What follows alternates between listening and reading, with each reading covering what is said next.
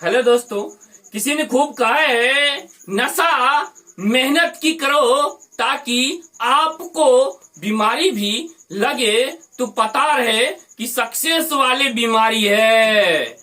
देखिए दोस्तों, आज बताने वाले हैं कोऑर्डिनेट ज्योमेट्री।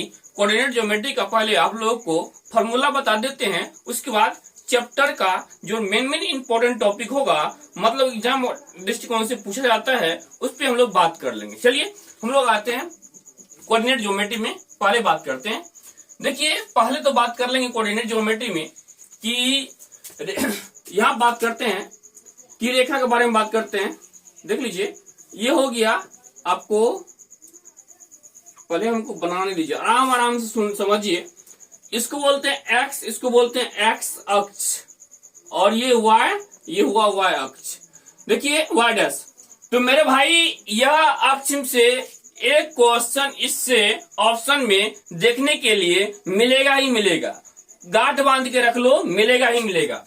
चलिए मेरे भाई, यहाँ बात करने के लिए हम फटाफट बात करते हैं। यहाँ ये इसको बोलते हैं मूल बिंदु। क्या बोलते हैं? मूल बिंदु बोलते हैं। ध्यान दीजिएगा, मूल बिंदु बोलते हैं। और मूल बिंदु का कोऑर्डिनेट होता है 0,0। ठीक है, मूल बिंदु का कोऑर्डिनेट होता है 0,0। और इस कोऑर्डिनेट के हिसाब से बात करेंगे, इसको पहला को बोलते हैं एक्स बोल लिखा जाता है, और दूसरा पॉइंट को लिखा जाता है वाई। मतलब पहला हुआ एक्स का मान, दूसरा हुआ वाई का मान। मेरे भाई इसको बोला जाता है भुज। एक्स को क्या बोला जाता है? भुज। और वाई को बोला जाता है मेरे भाई कोटि। याद रखिए, कभी यह इस तरह से एग्जाम में पूछ देता है, कौन है भुज, कौन है कोटि। अभी सब कुछ बताएंगे, सब फंडामेंटल राइट इसका बताएंगे, एक एक पॉइंट पे बात करेंगे, ताकि आपको एक नंबर इससे फंसेगा ही फंसेगा एग्जाम हॉल में, और देखने के लिए मिलेगा। तो मेरे भाई यहाँ बात करने का मतलब है और है, जिसमें एक्स लगा होगा वह प्लस वाला साइन होगा, जिसमें प्लस लगा हुआ रहेगा वह प्लस वाला साइन होगा, और जिसमें डैश वाली बात होगा वह नेगेटिव की ओर होगा, ये भी नेगेटिव की ओर होगा। मेरे भाई ये दोनों नेगेटिव, ये दोनों पॉजिटिव होता है। इसका क्या होगा? इसका होगा प्लस प्लस, ध्यान दीजिए। और इसमें पहले होता है एक्स अक्ष का मान होता है, उसके बाद वाई अक्ष का मान होता है। तो पहले माइनस देंगे, और ये वाई का मान देंगे प्लस वाले, तो प्लस वाले, तो हो गया माइनस कुमा प्लस। अब आते हैं दूसरा पॉइंट, आते हैं कि एक्स का पहले मान होता है, एक्स का मान माइनस, तो लिखेंगे माइनस, दूसरा वाई का वही मान माइनस, तो लिखेंगे माइनस। ये हुआ तृतीय चतुर्थांश। अब आता है यहाँ वाई का नहीं बल्कि एक्स के पहले मान लेते हैं, तो एक्स का मान कितना है? प्लस है, और वाई का मान माइनस है, तो कोमा माइनस आ जाएगा। ये तो मैंने बताया कि कौन क्वाड्रेंट में प्लस का चिन्ह होगा, माइनस का चिन्ह होगा, और कौन में प्लस माइनस का चिन्ह होगा, वो बतलाया मैंने। देखिए समझ में नहीं आया तो फिर से एक बार ट्राई करके बताने का प्रयास किया जाएगा कि फर्स्ट क्वाड्रेंट, इसको बोला जाता है फर्स्ट क्वाड्रेंट, इसको बोला जाता है सेकंड क्वाड्रेंट, ये हुआ थर्ड क्वाड्रेंट, ये होता है फोर्थ क्वाड्रेंट। मेरे भाई ये क्वाड्रेंट में के हिसाब से एक ऑप्शन आता है, या तो डायरेक्ट दे देगा प्लस प्लस कौन चतुर्थांश का है, तो बोलेगा प्रथम चतुर्थांश का होगा, या माइनस प्लस देता है तो बोलना है आपको द्वितीय चतुर्थांश है, और माइनस माइनस रहेगा तो तृतीय चतुर्थांश होगा, और प्लस माइनस होगा तो चतुर्थ चतुर्थांश होगा।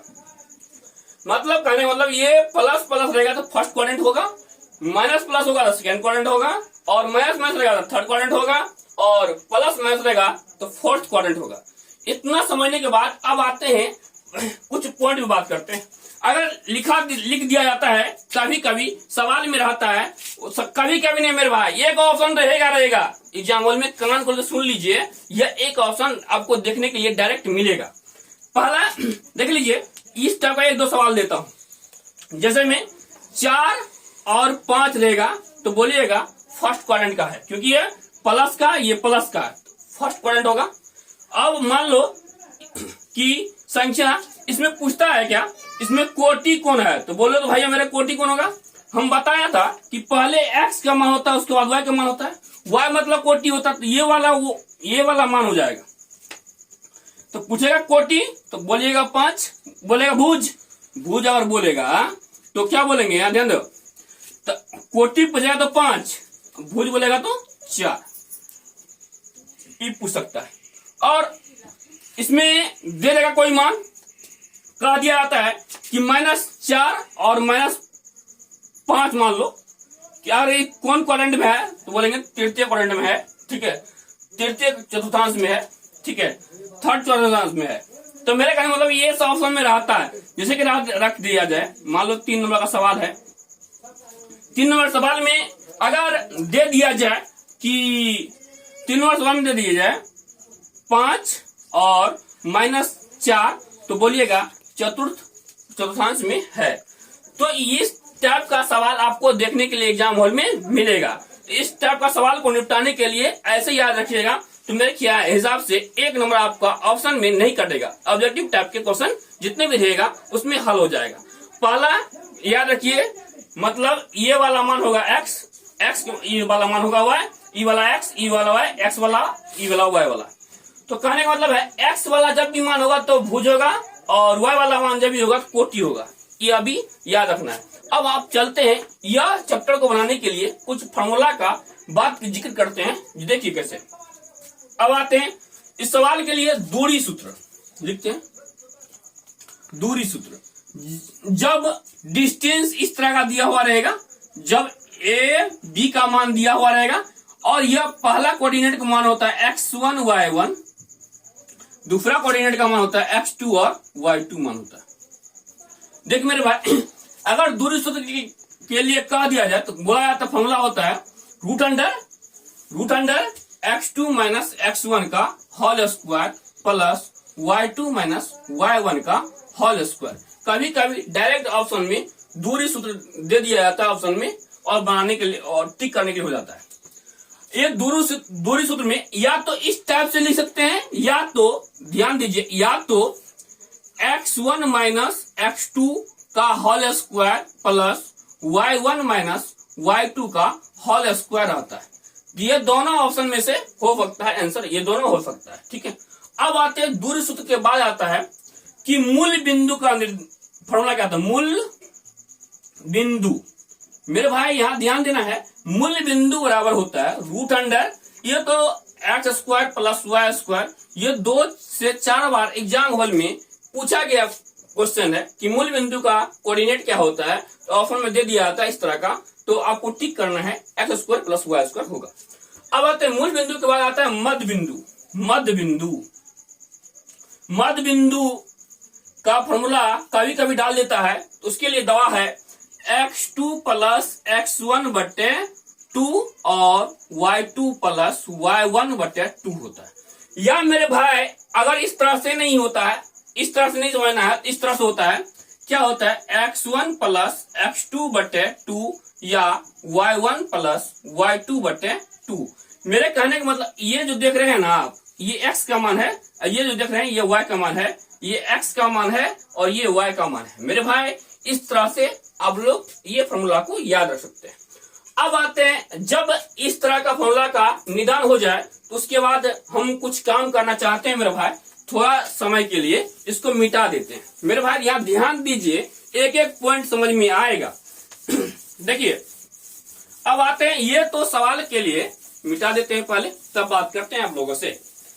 देखिए ये अब आता है, इसके बाद जो फॉर्मूला आएगा मेरे भाई यहाँ ध्यान देना है, जब इस तरह का फॉर्मूला आए तो आराम से इस तरह से जवाब दे सकते हैं। अब आता है इसके बाद वाला फॉर्मूला, क्या आता है, कभी कभी पहले हम एक चीज लिखते हैं। मान लो ये त्रिभुज है और त्रिभुज के क्षेत्रफल के लिए फॉर्मूला क्या होता है, ध्यान दीजिए, ए बी और सी। अगर ये वाला पॉइंट होगा, पहला पॉइंट ए जिसका नाम होता है x1 और y1 होता है, ध्यान दीजिए, और दूसरा वाला पॉइंट बोलते हैं x2 और y2 बोलता है, और तीसरा वाला पॉइंट बोलते हैं x3 और y3, ठीक है। इस तरह का पॉइंट हो गया x1 y1 x2 y2 y3 x3 y3। अब आते हैं, एक त्रिभुज मान लो कि क्या लिखा है ए बी सी का अगर क्षेत्रफल निकालना है, इसके लिए एक ही बहुत बड़ा फॉर्मूला है, उसके लिए दवा देता हूं ताकि वह दवा से आप लोग याद रख पाए।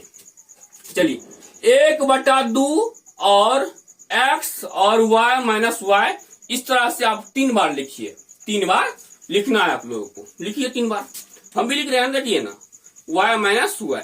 ई लिखने के बाद करना क्या है, गिनती आता है 1 2 3। लिखिए 1, यहां ध्यान दे मेरे भाई, 1, 1 मिनट भैया मेरे सोना, ध्यान दे, यहाँ 1 मिनट रुकना है। यहाँ रखो 1 2 3, इसको ढक लो। ढकने के बाद जो बचेगा 2 3, यहाँ लिखिए पहले 2 3, यहाँ रखता हूं मार्कर पहले भैया, ध्यान दे, ये 2 3 यहाँ लिखो 2 3। अब जो ढका है ना उसको लिखो, ढका मतलब 1 लिखो ढोका। अब इसको बंद करो, बंद करो मतलब 2 बंद हो जाएगा, 3 1 दिख रहा है तो यहाँ लिखो 3 1। जो ढका है वो खोल दो मतलब 2 दे दो यहाँ। इस तरह का फॉर्मूला ये होता है, त्रिभुज का क्षेत्रफल के लिए फॉर्मूला होता है मेरे भाई। ये मैंने बतलाया कि त्रिभुज के क्षेत्रफल के लिए ये आता है। अब देखिए कभी कभी पूछता है त्रिभुज का केंद्रक निकालने के लिए। ऑप्शन के लिए यह खतरनाक चीज फॉर्मूला बता रहा हूं, ऑप्शन के लिए खतरनाक। अगर कह दे इसका केंद्रक का मान निकालने के लिए, तो केंद्रक के लिए फॉर्मूला क्या होता है, ध्यान दे।